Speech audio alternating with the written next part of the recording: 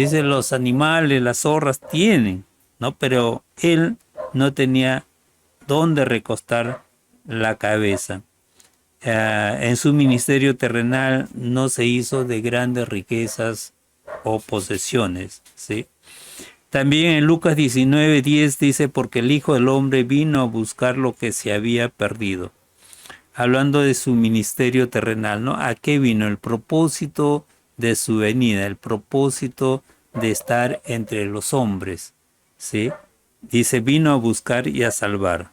No vino a dirigir su vida, no vino a liberarlo de la opresión, como muchos desearían, de la opresión romana, no vino a enriquecerse, no vino a reinar físicamente en aquel momento, ¿sí? Sino que su ministerio, dice, vino a buscar y a salvar lo que se había perdido, vino a los suyos, vino a salvarles, como dice, a hablarles acerca del reino de Dios. Y lo hizo en diferentes maneras, ¿no?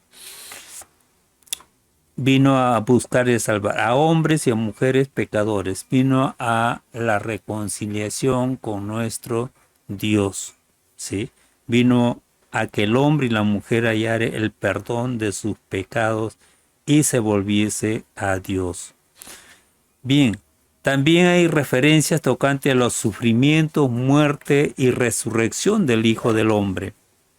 Podemos ver en Marcos 8:31, y comenzó a enseñarles que le era necesario el Hijo del Hombre padecer mucho y ser desechado por los ancianos, por los principales sacerdotes y por los escribas, y ser muerto y resucitar después de 3 días, ¿no?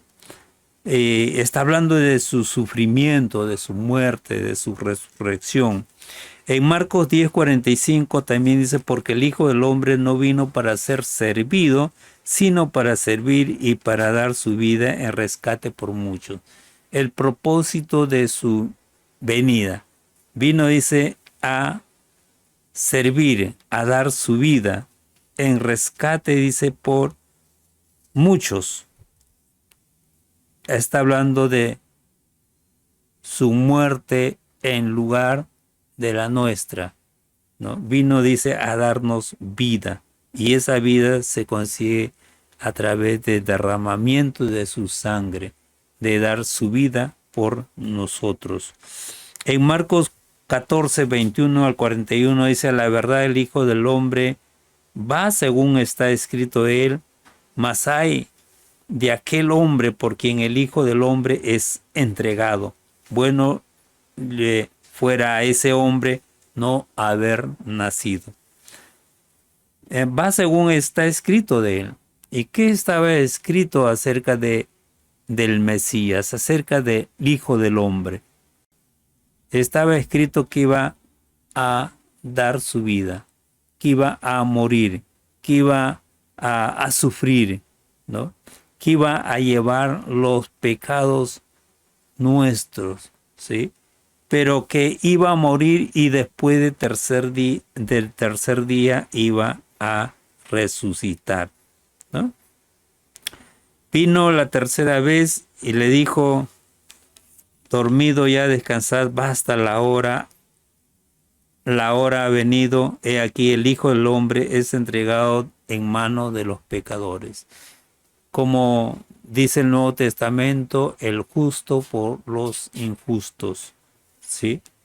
Dice, nosotros éramos pecadores, mas Él nos amó de tal manera que dio su vida por nosotros.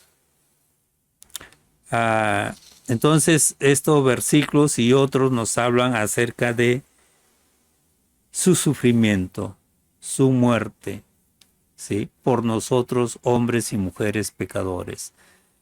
También hay otra clasificación que dice referencias relacionadas con la venida futura, la exaltación y los juicios del Hijo del Hombre.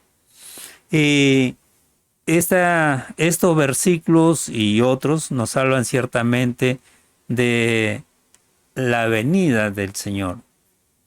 Dio su vida por nosotros, murió el Hijo del Hombre por el mundo y aquí está la venida futura. Dice que Él ascendió a los cielos, está a la diestra del Padre, de donde ha de venir. Entonces estos versículos nos hablan de esa venida futura. Y dice Marcos 8:38, porque el que se avergonzare de mí y de mis palabras en esta generación adúltera y pecadora, el Hijo del Hombre se avergonzará también de él cuando venga en la gloria de su Padre con los santos ángeles. Está hablando de su retorno. Pero esto lo está diciendo Jesús y está usando esta expresión, el Hijo del Hombre, ¿no? Y habla de su venida que va a ocurrir en el futuro. Espera a la iglesia la segunda venida de Jesús. Y nos dan detalle los evangelios, las cartas de Pablo, ¿no? Nos habla el Nuevo Testamento acerca de cómo ha de ser esa venida. Dice en Marcos 13:26 también, entonces verán al Hijo del Hombre que vendrá en las nubes con gran gloria, con gran poder y gloria, ¿no? Entonces, si su primera venida fue, como dice, en humildad, ¿no? En un lugar de pobreza, más de humillación, más en la segunda venida será, dice, con gran poder y gloria. En Marcos 14:62 dice, y Jesús le dijo, yo soy, y veréis al Hijo del Hombre sentado a la diestra del poder de Dios y viniendo en la nube del cielo. Entonces, habla eso de su segunda venida, dice, con poder, del poder de Dios, está a la diestra del poder de Dios. Y dice, viene en las nubes. Cuando Él asciende y los discípulos se quedan contemplando la ascensión de Jesucristo, y los ángeles le dicen, ¿qué hacéis mirando al cielo? Este Jesús mismo, dice, que ha sido, como dice, subido, ascendido ante sus ojos, ¿no? Dice, así va a venir, como fue subido, desapareció a la vista de ellos, dice, ascendió sobre las nubes, así vendrá también en su segunda venida. En Lucas 12:8-12 dice, os digo que todo aquel que me confesare delante de los hombres, también el Hijo del Hombre le confesará delante de los ángeles de Dios. ¿Sí? Entonces también es eso, ¿no? Es la referencia a Él mismo. ¿Sí? Y usa esta expresión referente a su persona y dice, el que se avergonzare de Él, ¿no? En este tiempo, por una u otra razón, puede haber la vergüenza de confesar, ¿sí? De decir, soy un discípulo de Jesús, o soy un cristiano, o Jesús es mi Salvador, mi Señor. Y también dice el Hijo del Hombre,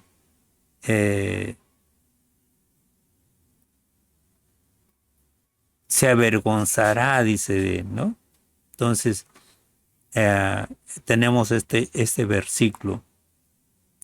En Lucas 12:35-40 dice, estén ceñidos vuestros lomos y vuestras lámparas encendidas. Dice, y vosotros sed semejante a hombres que aguardan a que su Señor regrese de las bodas, para que cuando llegue y llame, le abran enseguida.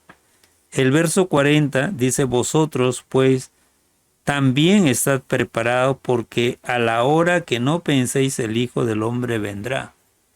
Y Él va a venir en su segunda venida, como decimos, Y no sabemos la hora, no sabemos el día. Lo cierto es que va a venir. Y lo cierto que como iglesia debemos de estar preparados en todo tiempo. Si nosotros supiéramos que mañana viene, hoy día nos prepararíamos, hoy día nos pasaremos en vigilia, hoy estaríamos orando, hoy estaríamos leyendo, hoy estaríamos alabándole, cantando, esperando su retorno. Pero no sabemos cuándo será el día y la hora de su venida. Pero sí, a través de la Biblia nos dice, estemos preparados, ¿sí?, para esa segunda venida. Cuando venga el Señor nos hay así. Dice en Lucas 17, 22 al 30, y dijo a sus discípulos, tiempo vendrá cuando desearéis ver uno de los días del Hijo del Hombre y no lo veréis, ¿no? Vivimos a veces desconectados, vivimos más pensando en nuestras necesidades, pensando más en este mundo, la vida en este mundo, deseando las cosas que este mundo nos ofrece, y quitamos nuestra mirada, ¿no?, de dónde ha de venir el Hijo de Dios, ¿sí?, el Hijo del Hombre, como dice aquí, ¿no? Y habrá momentos donde realmente desearíamos eso, ¿no? Y dice, y no lo veréis, ¿no? También hay gente que dice, y os dirán, helo aquí o helo ahí, no vayáis ni le sigáis, ¿sí? Dice, porque como el relámpago que al fulgurar desaparece desde un extremo del cielo hasta el otro, así también será el Hijo del Hombre en su día. No nos toca a nosotros predecir, pronosticar, hacer un estudio de cuándo será ese día, cuándo será la hora de su venida.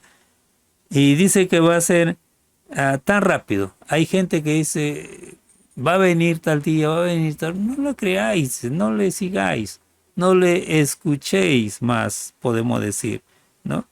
Dice, porque Él va a venir así como el relámpago. El relámpago es segundos, ¿no? Y así será la venida del Hijo del Hombre, ¿no? Es necesario primero, ¿sí?, que padezca, dice. El verso 25 dice, pero primero es necesario que padezca mucho y sea desechado por esta generación.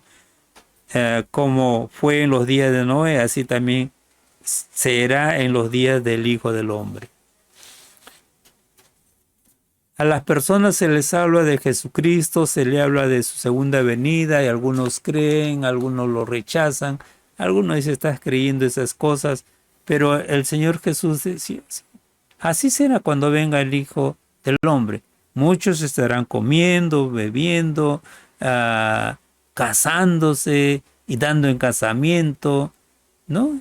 Y dando la espalda a la palabra de Dios, ignorando o tratando de ignorar lo que dice Jesús respecto a su segunda venida, pero ha de venir. El hecho de que no lo crean, el hecho de que lo rechacen, no es algo que, como dice, corrobore que no va a venir. Dice, Él va a venir.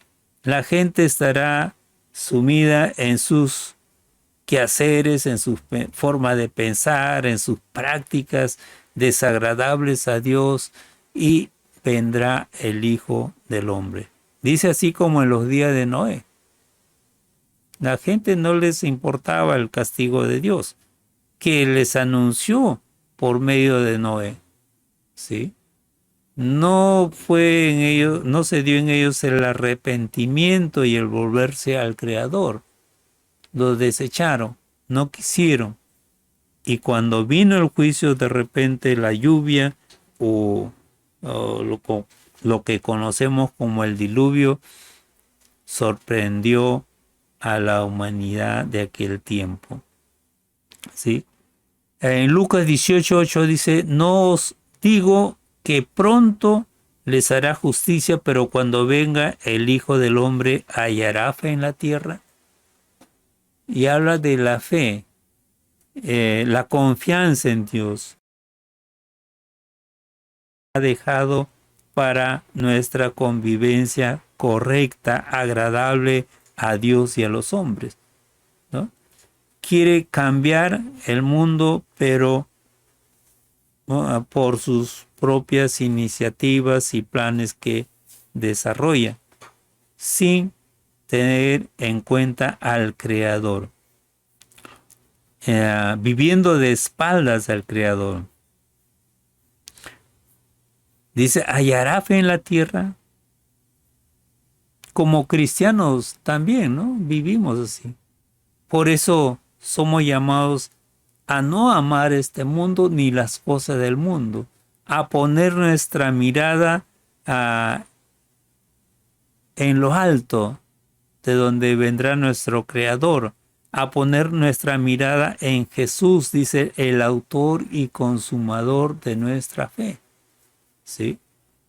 Entonces, no pensar en las cosas terrenales y que ya van a resolver nuestras diversas situaciones, que ellas son los dadores o los generadores de una vida o una mejor vida. No, es Dios quien enriquece, es la bendición de Dios que enriquece nuestra vida, sea material o espiritual. ¿Sí? De cierto os digo que dice Mateo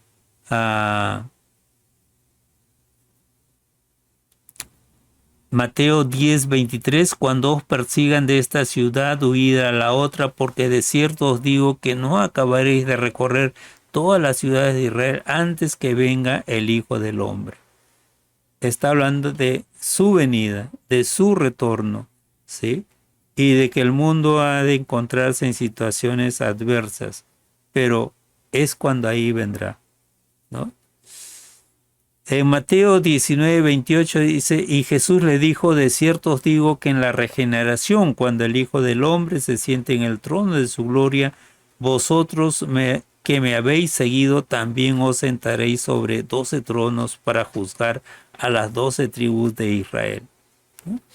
Entonces también dice ahí el Señor Jesús, dice, os digo que en la regeneración, cuando las cosas vuelvan a ser como en el principio, sí es cierto que hoy se da, pero parcialmente llegará el momento donde sea la regeneración total, tanto del ser humano como de toda la creación. El ser humano, los animales, el campo, todo lo que el Señor ha creado. Hablamos de los cielos y la tierra, ¿sí? Y habla de juzgar, del juicio, quiénes han de juzgar, ¿no? Dice, cuando se siente en el trono de su gloria, dice, ¿no? Vosotros que me habéis seguido, también os sentaréis sobre 12 tronos. Ciertamente es la mención a los apóstoles, ¿no?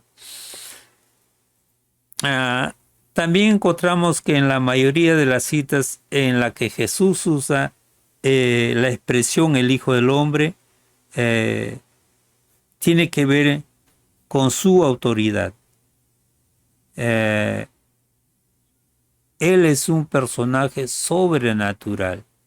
Hay muchos que dicen, hablan de su humanidad nomás, ¿sí? Que fue alguien que llegó o ascendió a tal punto como ser humano, o alguien que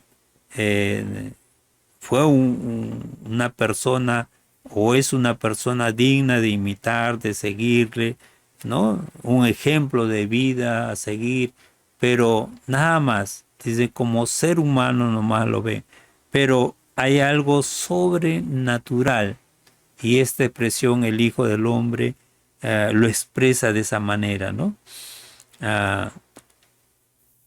Cuando vemos algo en Marcos capítulo 2, vemos la historia del paralítico. Y le dice el Señor: Hijo, tus pecados te son perdonados, en Marcos 2:5. Y los escribas que estaban en ese momento acusan de blasfemia a Jesús. Dice: ¿quién puede perdonar pecados sino solo Dios? El Hijo del Hombre está diciendo: tus pecados te son perdonados. Y ellos dicen: ¿quién puede hacerlo eso sino solo Dios? Y ciertamente es así. Solo Dios puede perdonar nuestros pecados. Solo Dios puede justificarnos, dejarnos sin pecado delante de Él, sin nada que nos acuse. Hombre alguno no lo puede hacer. Entonces, Jesús hace esta afirmación: pues para que sepáis que el Hijo del Hombre tiene autoridad en la tierra para perdonar pecados, ¿no? Y ciertamente al paralítico le dice: toma tu lecho, levántate, anda, ¿no? Entonces, es sanado. Y Jesús realmente tenía autoridad para perdonar, algo que solamente Dios puede hacerlo, ¿sí? Tenía él la autoridad para perdonar pecados, y Jesús usa el título de el Hijo del Hombre para afirmar que Él tiene esa autoridad, dicha autoridad. Él posee, no es que se le ha sido dada la autoridad, sino que Él posee la autoridad para perdonar pecados, en vista de que Él es Jesús, el Hijo de Dios, que Él es Dios, ¿sí? También vemos otro pasaje donde su autoridad es cuestionada. Lo podemos encontrar en los 3 primeros evangelios. La transgresión del día sábado, de la ley del sábado. Y esto en razón de que sus discípulos arrancan espigas para comer. Y los fariseos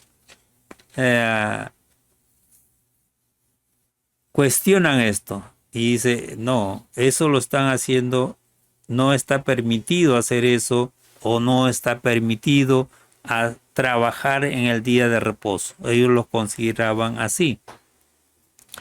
Entonces Jesús le responde con el testimonio del Antiguo Testamento, y le dice que que David comió panes de la propiciación cuando tuvo hambre, algo que solo era lícito para los sacerdotes que servían en el templo, ¿no? Y tenían que realizar sus funciones sacerdotales en el día de reposo, algo que ciertamente requería trabajo, ¿sí? Pero la ley les permitía hacer eso, ¿no? Hacer esa labor en el día de reposo, en el día sábado. Era algo lícito. Jesús habla de una autoridad que está por encima de lo que un simple hombre podría ejercer, ¿no? Él tenía la autoridad, sobre ese día de reposo, sobre la ley del día de reposo, ¿no? Dice, esta expresión, el Hijo del Hombre, se relaciona con la humanidad de nuestro Señor, ¿no? Fue como hombre que Cristo nació, vivió en esta tierra, murió, resucitó y fue exaltado a la diestra de Dios. no, algo que siempre debemos tener presente es que Jesús es verdadero hombre sin pecado. Como dice las cartas, ¿no? Como dicen los escritos del Nuevo Testamento, dice, tentado como nosotros, pero sin pecado. Ciertamente, a diferencia de nosotros, nuestra naturaleza, que en algún momento somos tentados y sucumbimos ante la tentación. Nosotros que tenemos que estar orando, Padre nuestro, líbranos de las tentaciones, guárdanos del mal. No así con Jesús, que dice el justo, ¿no? Aquel sin pecado, ¿sí? Aquel que fue tentado en todo, pero no pecó. Es Jesús, el Hijo del Hombre. También algo importante, ¿no? Que vemos, no es un hijo del hombre, no es solamente hombre, sino el Hijo del Hombre. Algo que lo diferencia del resto de la humanidad, ¿sí? No es un ser cualquiera, sino un ser particular. Alguien que es Dios 100% y hombre 100%, ¿sí? Alguien que es el Hijo del Hombre, que también es el Hijo del Dios viviente, ¿sí? El Mesías, como hijo de David, es miembro de la raza humana, ¿sí? Y como tal es también el Hijo del Hombre. Eso es algo que debemos de tener presente. Hombre y Dios. No 50% hombre, 50% Dios, sino 100% hombre, 100% Dios. Jesús es Dios, ¿sí? También como miembro de la raza humana, el Mesías es contemplado en su humillación y sufrimientos. Si decimos que Él es Dios y haría prevalecer ese hecho, ¿sí? Entonces no mencionaría como este verso de Mateo 8:28 dice, las zorras tienen guarida y las aves del cielo nido, pero el Hijo del Hombre no tiene dónde recostar su cabeza, ¿sí? Muchos hombres no tienen esto, viven en extrema pobreza, ¿no? Y así también el Señor Jesús, en su identificación con la humanidad, el hacerse uno de nosotros, como dice, no vino a vivir y a disfrutar de todo lo que el palacio de los gobernantes de aquel tiempo podrían ofrecerle. No tenía ni dónde recostar su cabeza. Y vemos eso, ¿no? ¿Dónde vivió, dónde inició su ministerio? ¿Sí? No fue desde el palacio, no fue desde el gobierno, no fue desde una posición encumbrada, exaltada, sino como hombre cualquier, ¿sí? Vivió o nació, vivió y murió, pero al mismo tiempo dando su vida por la humanidad, redimiendo, salvando a la humanidad, reconciliando con Dios, ¿sí? Desde esa misma perspectiva podemos decir, el Hijo del Hombre sería entregado a hombres inicuos, sería condenado a muerte, pero resucitaría al tercer día, ¿no? El testimonio de los evangelios, por lo tanto, es que Jesús está consciente de que Él, como el Hijo del Hombre, es decir, como el representante perfecto de la raza humana, quien es hombre, pero más que hombre, es el Verbo encarnado. Es Dios encarnado, que ha de morir por el pecado del mundo. Entonces no podemos pensar en la persona de Jesús y quedarnos solo en la humanidad de Jesús. También las Escrituras y también él mencionaba que era Dios hecho hombre, ¿sí? Y es ahí donde él profetiza acerca de su muerte, pero también de su resurrección. Reiteradamente a sus apóstoles les está diciendo que él iba a ser entregado, ¿no? Que él iba a morir y que también iba a resucitar al tercer día, ¿sí?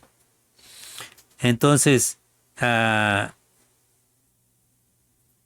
podemos entender, entonces, tomando el testimonio de los evangelios, que los sufrimientos del Hijo del Hombre constituyen una verdad profetizada a través de las Escrituras.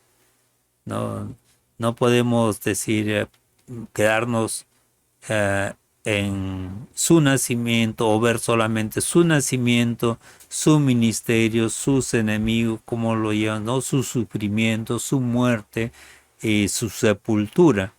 Y decir ya, como los apóstoles, tal vez ponernos tristes, pero todo lo que iba a pasar con él o él estaba profetizado en el Antiguo Testamento, ¿sí? No fue algo que sorprendió a la humanidad, algo fortuito, algo que Dios no sabía, que no conocía esto, ¿no? Lo que iba a pasar. Que todo ello era necesario que se cumpliese, ¿no? Entonces, decir, si hubiera estado ahí, hubiera defendido a Jesús, no hubiera permitido que los crucifiquen, hubiera sido el abogado del Señor, o lo hubiera bajado, o me hubiera peleado con los soldados, todo eso sería inútil, porque estaba profetizado que debería de ocurrir así. Y él dice, es necesario que se cumpliese.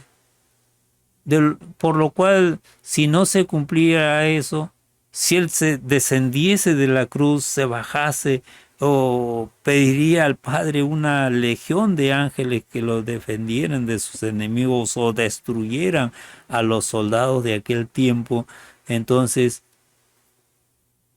nuestra redención, nuestra salvación, el don de la vida eterna no sería posible.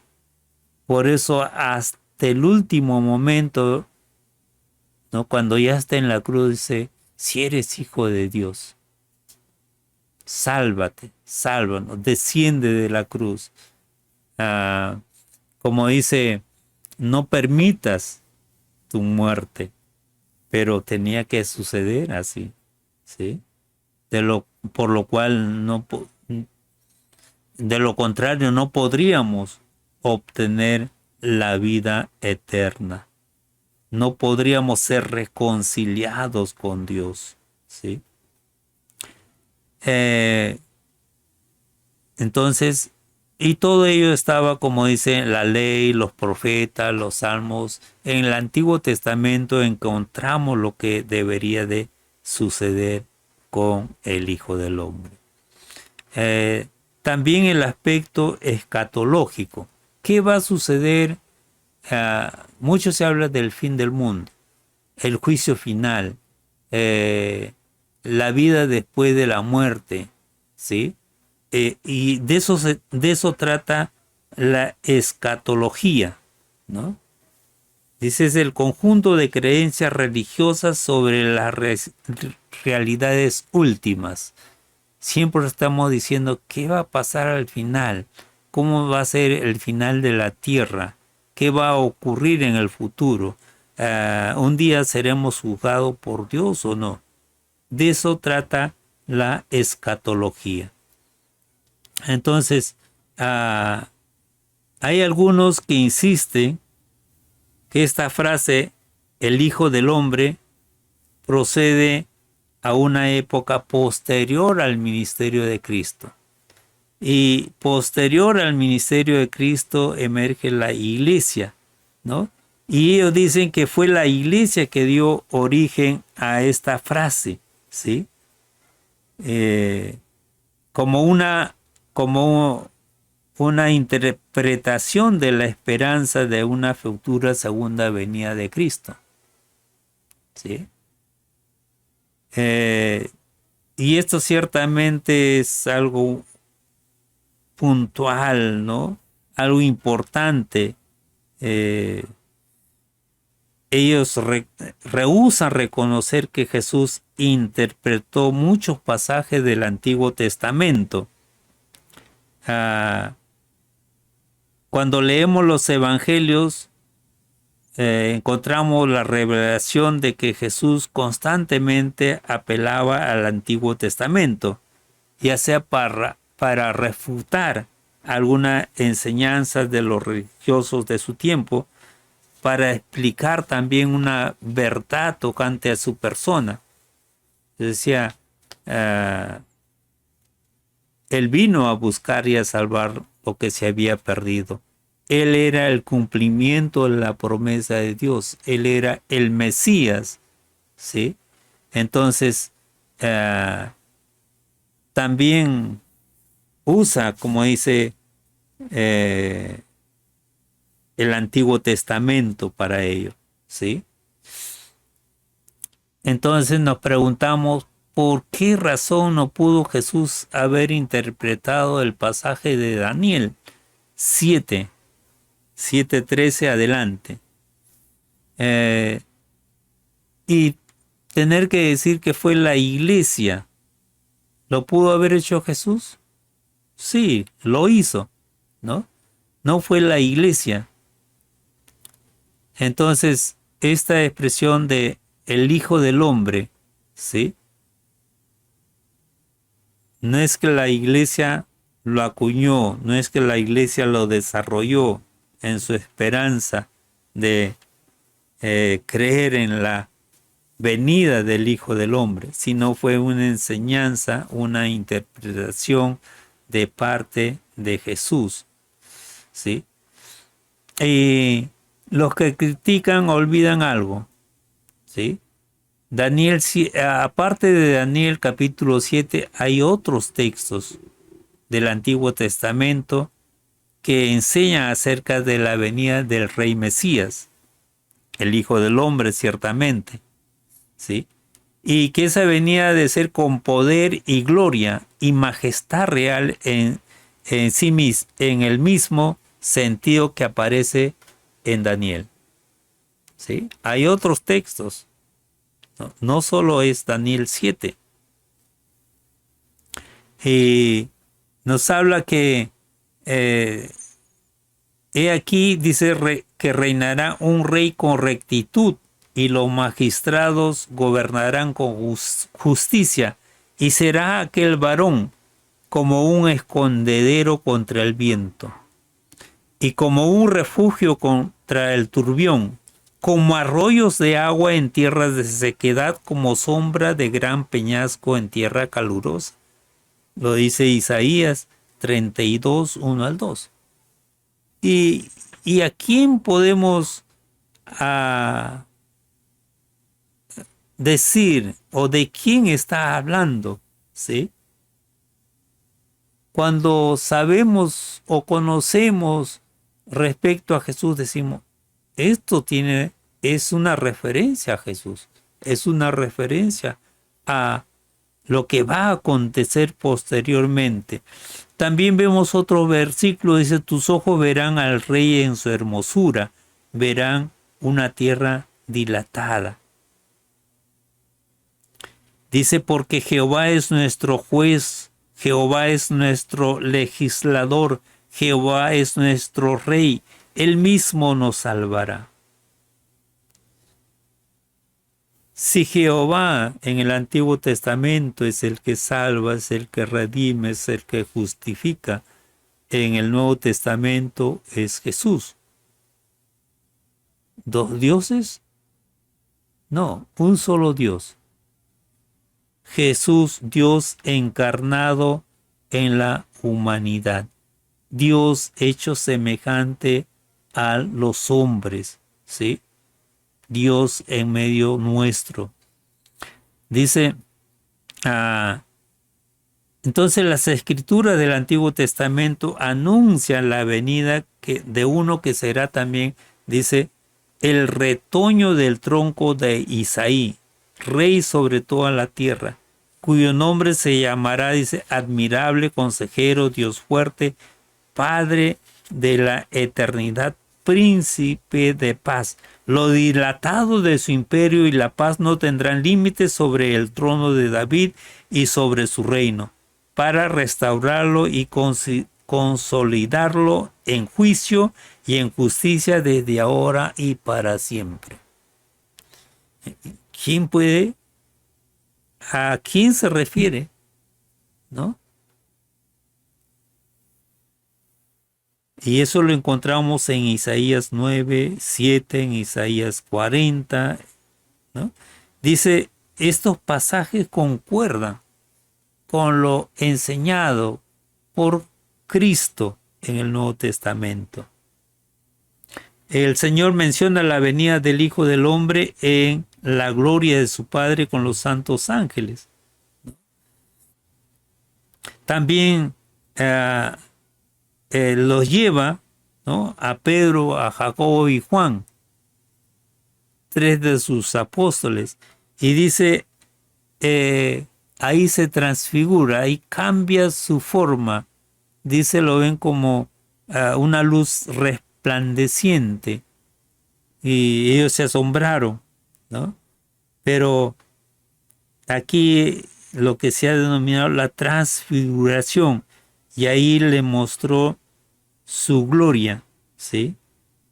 Y esto es mencionado también en Daniel, cuando se cumpla. De igual modo, Mateo 24, Jesús se refiere a su segunda venida como su venida en gloria, ¿sí? Entonces aparecerá la señal del Hijo del Hombre en el cielo, y entonces harán duelo las tribus de la tierra y verán al Hijo del Hombre viniendo sobre la nube del cielo con poder y gran gloria. Hay otra referencia también, cuando el Hijo del Hombre venga en su gloria y todos los santos ángeles con él, entonces se sentarán en el trono de su gloria. ¿Sí? Entonces vemos algo, ¿no? Esta expresión, el Hijo del Hombre, es un título cristológico, ¿sí?, que identifica al Mesías con la humanidad, como hombre perfecto, ¿sí? El Mesías, como el Hijo del Hombre, nace, convive con los hombres, sufre y muere y resucita. El Hijo del Hombre, además, es el Hijo del Dios viviente, el que viene a reinar como Rey de Reyes y Señor de Señores. Es una figura de autoridad en la tierra. Y un día de venir, dice, revestido de poder celestial, un día también participará en el juicio final. El Hijo del Hombre, aquel que estuvo con nosotros o entre nosotros, aquel que se despojó de su deidad, que no consideró el ser Dios, ¿no?, para redimirnos, para salvarnos, para darnos la vida eterna. Entonces el Hijo del Hombre es una figura de autoridad en la tierra. y un día aparecerá, dice, revestido de poder. Lo encontramos en textos, ¿no?, de las Escrituras. Sin embargo, el Hijo del Hombre no es un simple hombre, sino es la segunda persona de la Trinidad. Creemos en un Dios manifestado en tres personas. Y el Hijo del Hombre es la segunda persona de la Trinidad. Decimos Padre, Hijo y Espíritu Santo, ¿sí? Entonces la segunda persona, el Hijo. El Verbo, como dice, hecho carne, ¿sí?, que en su humillación tenía autoridad. No se le dio, sino que tenía autoridad para perdonar los pecados. El Hijo del Hombre fue exaltado a la diestra, ¿sí?, en las alturas, y de ahí ha de venir con poder y gran gloria. Eso es lo que la iglesia espera, aguarda, se prepara para ese encuentro.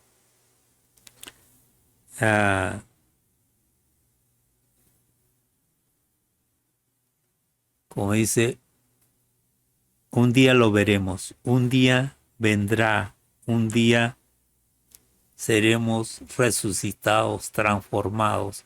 Es el poder y gran gloria, ¿sí?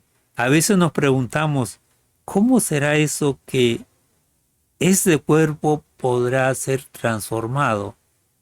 Pero recuerda que Él viene, dice, con gran poder y gloria. ¿Qué podemos pensar con esa expresión, gran poder? ¿Sí? El poder que creó todas las cosas que existen, cielos y tierra, ¿sí? El poder que con el cual dijo y todo fue hecho. Se creó el sol, la luna, las estrellas. Hablamos de los planetas, se creó el universo. Y aquí en la Tierra todo comenzó a, a vivir, ¿sí? Y hablamos de las plantas, los peces, los animales terrestres, ¿no? Y entonces, el poder de Dios. Y dice, el Hijo del Hombre vendrá con gran poder y gloria. Transformará nuestro cuerpo. Resucitaremos, ¿sí? Nuestra imaginación podemos decir, ¿cómo ha de ser eso? ¿Cómo ha de ser que ya estemos muertos, huesos, polvo, y todo volverá a la vida? Pues dice que vendrá con gran poder y gloria. Ya no vendrá en humillación. Ya no será aquel niño que ciertamente necesitó y Dios proveyó todo, ¿sí?, para su existencia. Y aún hasta su muerte dice que fue sepultado en una tumba nueva de un hombre rico, ¿sí? Entonces, esperamos al Hijo del Hombre, la manifestación del Hijo del Hombre. Interesante, importante, el Hijo del Hombre se refiere a Jesús como hombre perfecto, pero recordemos sin pecado, ¿sí? Damos gracias al Señor. Gracias, Padre amado, por el tiempo que nos permites y también por tu palabra, a la cual podemos recurrir, Señor, para conocer más a Cristo, a nuestro Cristo, a nuestro Rey, a nuestro Señor, a nuestro Salvador. Gracias, Padre. Aguardamos su venida y permítanos, Señor, que estemos preparados para ello. Que seamos partícipes de todo aquello que tú has preparado, Señor, para tu pueblo. Vivamos, Señor, aguardando esa venida, teniendo siempre presente en nuestro corazón, Señor. No seamos, Señor, perturbados, no anhelemos todo lo que este mundo nos ofrece, Padre. La bendición viene de ti, Señor. Gracias por ello. En el nombre de Jesús. Amén. Bien, hermanos, el Señor los bendiga, los guarde y seguiremos en la próxima semana aprendiendo más acerca de nuestro Cristo. ¿Sí? Entonces nos vemos en la próxima transmisión.